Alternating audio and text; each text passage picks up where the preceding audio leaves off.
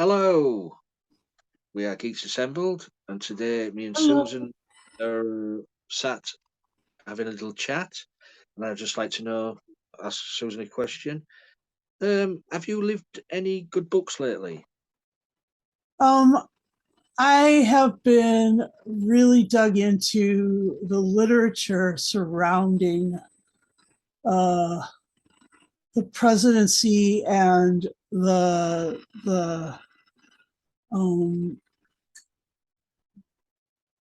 well the spycraft that has gone on around uh, certain wars that we've been in recently, Yeah, and where these sorts of lies and things, and why we've splintered as a fragmented population, where well, those lies started, and so I'm living that because I like the truth a lot. I love the truth. I love looking for it, and apparently, I can see where your question is going. Apparently, the what you can actually make manifest in a book is some reality about the truth that is there, and these people in this piece that we just watched, another one of the John Carpenter ones. These people were able to manifest a whole slew of realities in in truth through reading a book and through going to bed and dreaming at night, and yeah, well, so yeah, you can see where it leads a couple of places. yeah.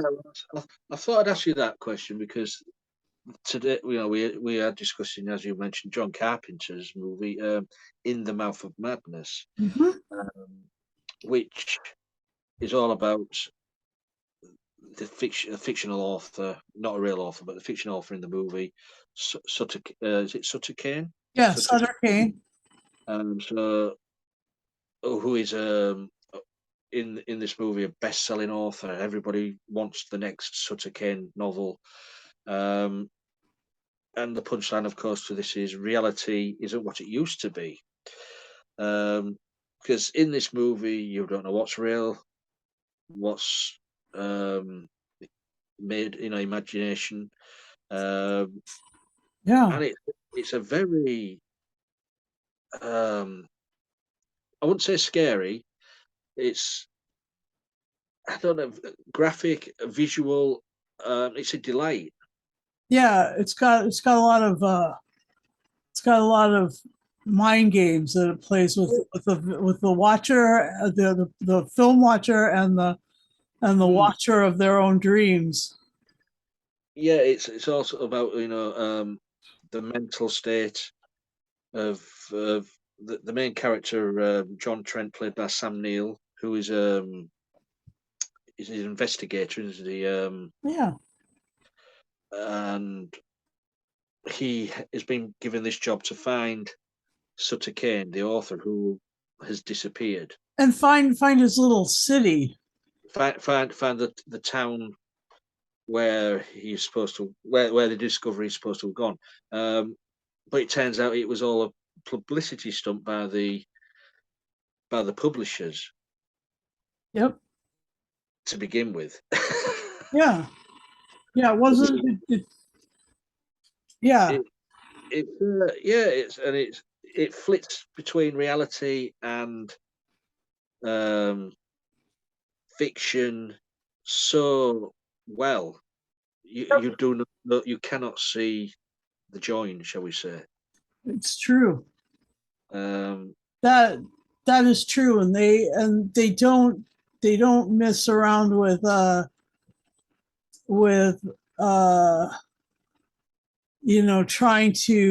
trying to give each different part of that the reality a different flavor.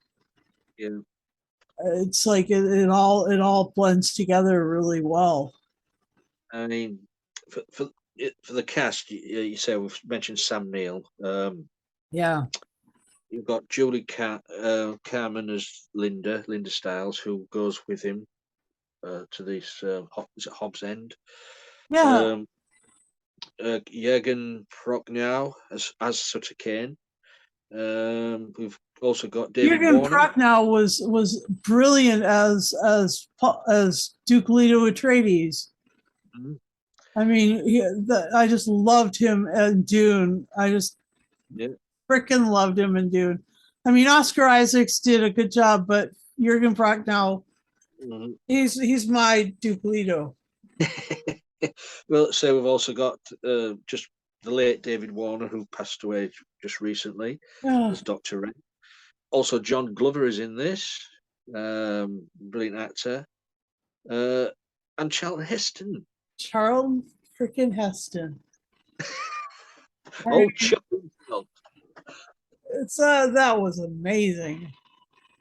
Yeah, but yeah, it's I don't know where to start with this because it's I was to say John Carpenter is hit and miss with his movies. In his later careers, there've been more misses than hits. This was from 1994, so this was coming out of his heyday of the 80s success. Yeah. But this to me is up there because it just makes you think, and you've got to watch. You've got to keep watching, thinking, is this really happening? Is this in his head?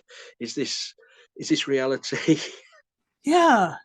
It's Yeah. It is really it's really a thoughtful piece, and it starts off with all this sort of philosophy and stuff, and then it really breaks into sort of a discussion about the fame of this author and stuff, and how people were surrounding him and sort of being really demanding of his time, and then he sort of basically turned into a recluse, and then the kind of shit that he drug up to, from from whatever spiritual dimension he was tapped into, and he was able to like cause dreamers to have certain dreams, and cause people's people to have uh, that reality manifest in their workplace, in their you know at work, at home, in the car, where all the places that you really are in life. You know, it it's was weird when they were driving and like all that crazy shit was going on. Yeah, go on. through his writing, through his novels, influencing reality So, to through the minds of the readers, bringing his stories to life in their heads, in their lives, was an amazing idea. yeah, Um, and for his final book, In the Mouth of Madness, to the plan was to have it published and to be out there, for the public to buy and read, for begin the end of the world. yep, And that's what it was all about: getting the book published, to see destruction of everything. yeah. That was amazing. It was. It was just. I mean, for that, and also when you go to Hobbs End, a little town out in the middle of nowhere, and you think, oh, this is going to become a bit creepy here because it's the middle of nowhere. It's Yeah, a bit Stephen Kingy. yeah. It was that aspect of it was really Stephen Kingy. That was a there was plenty of little nods to Maine because it's right next to Maine. It's New Hampshire. it was a small town, and it was a small town or small city, and stuff, and like then there was all the. I mean, there's something about New England in the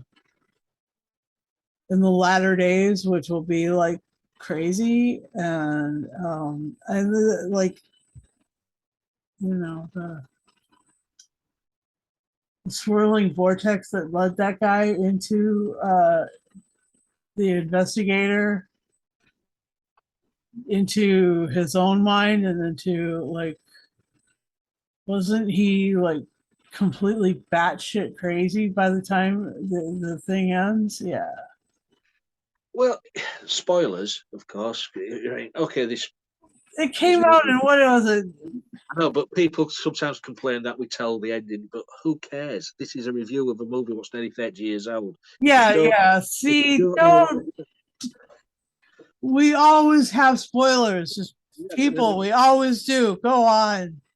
I mean, even when we review a movie from 100 years ago, True.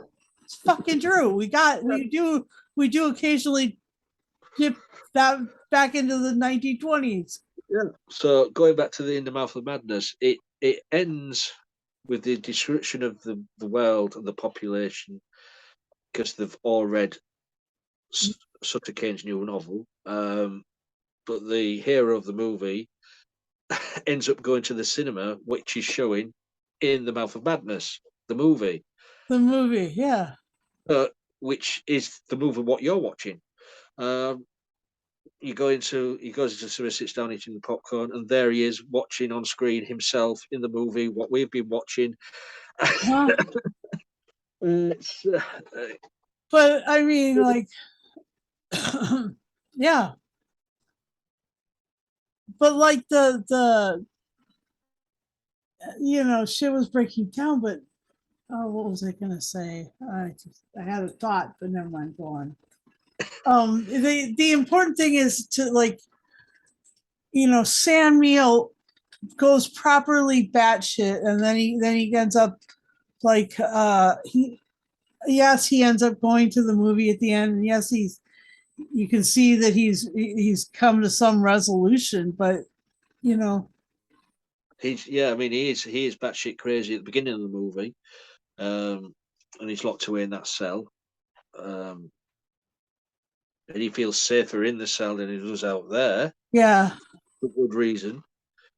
Um, but yeah, it's the walls of reality are breaking down in this, yes, um, page by page, as yeah, we said.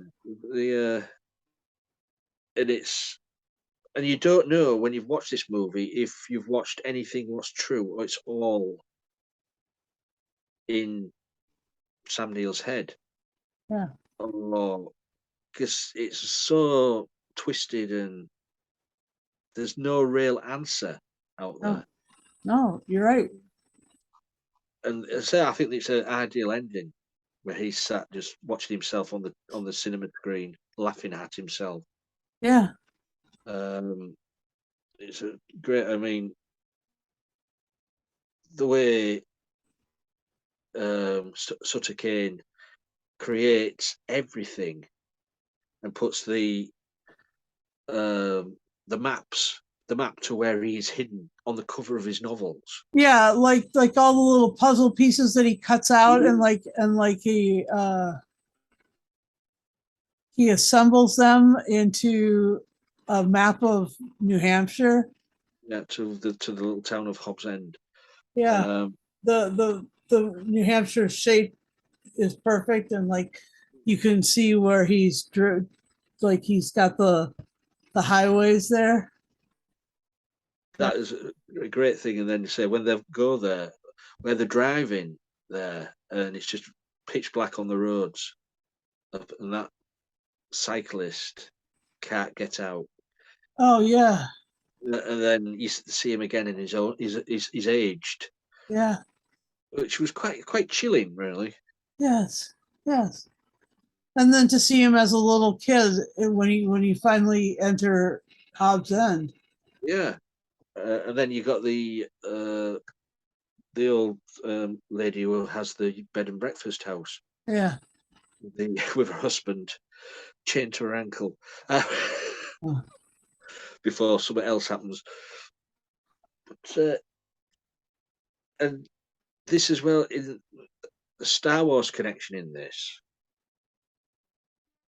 At the end of the movie, the paperboy on the main road who asks Sam Neill, "Does you want a paper?"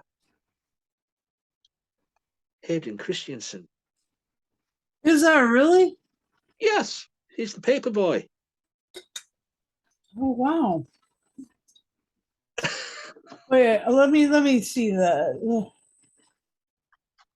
Oh, all right. You're right. Yeah. So what a little put that one in there. I think that was one of his first acting jobs. So as a little young paperboy. So anything what stands out for you in this movie?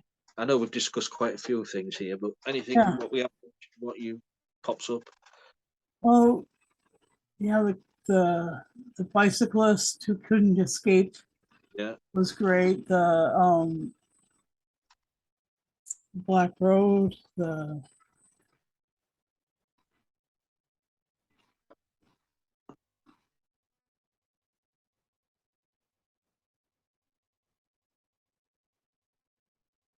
Charlton Heston, you know, I mean that where Charlton Heston sends his assistant with Sam Neill to Hobbs End, but when he comes back, he's on his own, yeah, and Charlton Heston hasn't even heard of this assistant. yeah, Um, that's just how reality can change. Never existed. This woman never existed. yeah. Linda Stiles Yeah, Linda Stiles. was yeah, and it was like we got to see her nightmares Yeah, and that, that was that bit with her in the car was quite freaky. yeah, it was, She came out the car on all fours with her head twisted round and yeah, quite freaky. yeah. And then like yeah, and we got to see the other people's nightmares Mhm. as and that would be, or was, that's something that happens in many, it becomes a movie trope of the nightmare scenes. Yeah, uh they I mean, the fact that you couldn't see where one ended and what and reality began, that was cool. That was amazing. And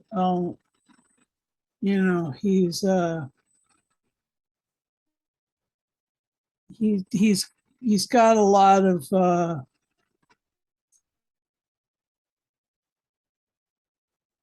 yeah, he's got a lot um of parts of you know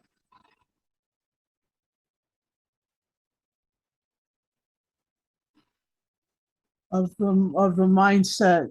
It's just yeah. yeah. I mean, one of the things I mean, it's been done before, but the dream within a dream. Well, he's dreaming something. He wakes up, but he's still in the dream, and all the jump scares. When he's reading Sutter Kane's novel was quite good. I Yeah, thought with the with the maniac cop in the alleyway. Um, yeah, it's a weird and wonderful movie. I think, and I think this for me personally is uh, Carpenter's last great movie before the downward spiral. I don't know what the. I'm just checking what the box office was on this. Uh, Oh dear. The budget was 8 million. The box office, it only grossed 8.9. Oh wow. But as of all Carpenter's movies, it has gained cult followings over the years. Yeah. So, which is strange, that isn't it? All the ones what sort of bomb at the box office come so likable years after. Yeah. So, anything else? Shall we want to say before we go to final say? Yeah. There that old lady, Frances Ray, who played Miss Pickman. Yeah. She's I just think she's really creepy in a lot of things. She's really great. She was you know she did a lot of different kinds of roles, but she could really she could really make uh, a freaky character when she wanted to. Well, what's more scary than little old ladies? Innocent little old ladies. I know. So, shall we go to final say and score then? Yeah. Yeah. Definitely. Um. You. Okay. Well, I saw In the Mouth of Madness maybe 30 years ago, 35 years ago. It was really, it was great. I was like, I saw it, I rented it for one night and like, I enjoyed it. And then I hadn't seen it since then. And, and I loved how the thing was sewn together, and so um,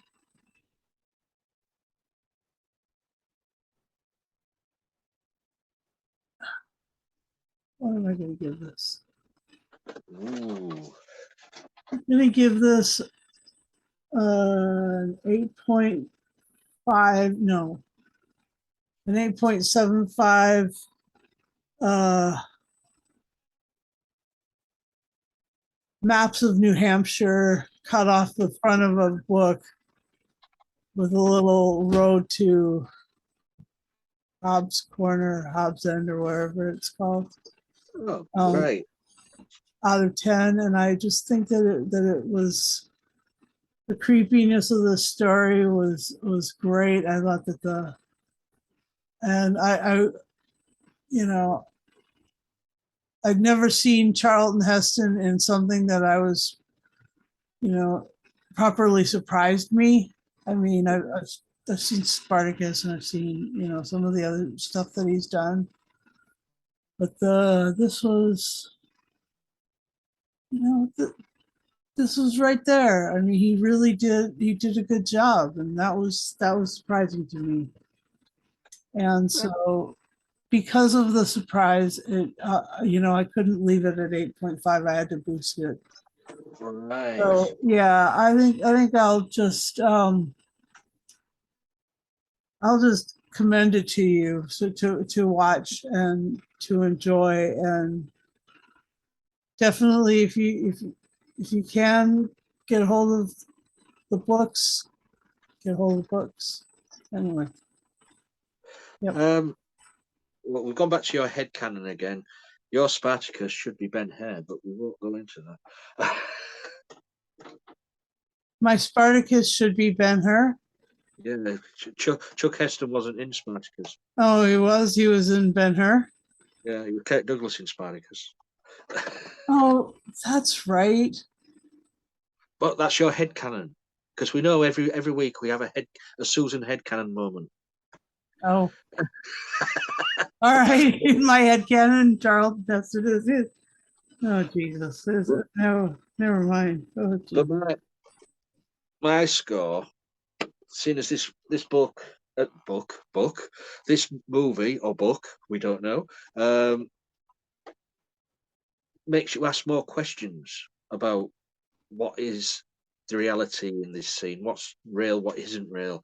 It's makes you think, it makes you question it all the time, which I like. So this is getting 10. This is getting 10 paperbacks out of 10. Wow! Awesome. Ooh, Sutter Canes.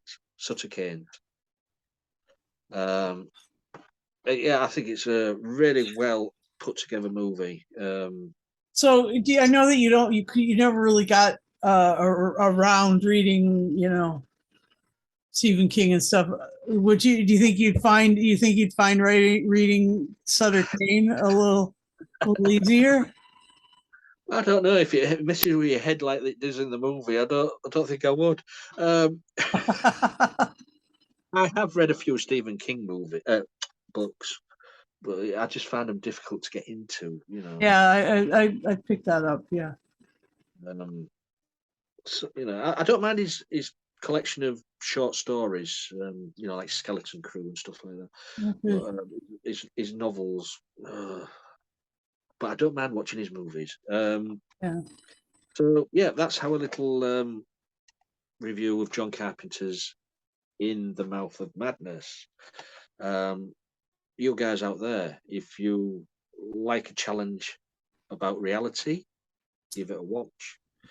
Let us know what you think reality is. For Because we don't, we at times have absolutely no idea.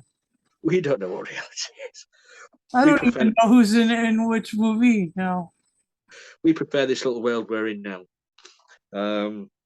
Yeah, leave a comment. Leave a comment below, let us know what you thought of it.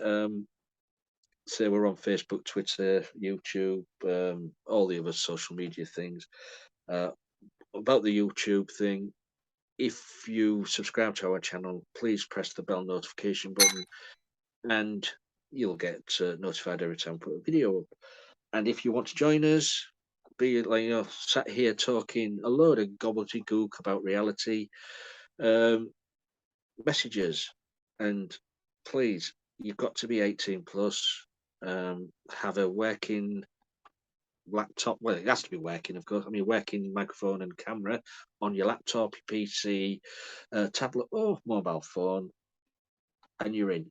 But 18 plus, because I say we discussions sometimes are not for young ears, and the things we watch sometimes are not for young eyes. So That's true. it is true, yes, it's like this movie here and stuff like that. So I think I've done everything there, haven't we, Susan? Yep. Yeah. So until next time, please, Oh, and please. next time, what are we watching next week? Well, You've we're already got going. it planned out. Yeah, yes, I was bored again. We're moving away from John Carpenter, but we're Yeah. going over to Wes Craven. Um, we are we are going to go and visit Freddy on Elm Oh, Street, and we're going to visit some cannibals in the hills who have eyes. oh, fun. Yes, it's A Nightmare on Elm Street, the original, and The Hills Have Eyes, the original. Next Oh, week. fun. That's going to be fun because I've never seen The Hills Have Eyes, the original version. I've seen the remake. Did you see when they were in Weird Science? What? They were in He Weird asked if Science. he asked if you saw them in Weird Science. They were in the party scene. Oh, I can't remember. It's been so long time since I watched Weird Yeah, Science. John Hughes movie. Yeah. I'll have to look that up. Yeah, So, we'll try and pay attention when we get to that point in the movie. yeah. Oh, but it's them though. But we're getting comments from the peanut gallery. So Treading on very dangerous waters. that's our little review then. That's what we're going to be doing next week. So stay tuned, and we'll keep you informed if there's any changes. But until then, Safe. Right, isn't it? It's still spooky season, so Oh yes. yes, and apparently, if you really want to experience some great haunts, come to Massachusetts. Salem is absolutely it's brilliant, and I really want to go, but I don't know if I can. But I really want to go anyway. Be spooked. Yeah, take a 3-hour bus ride.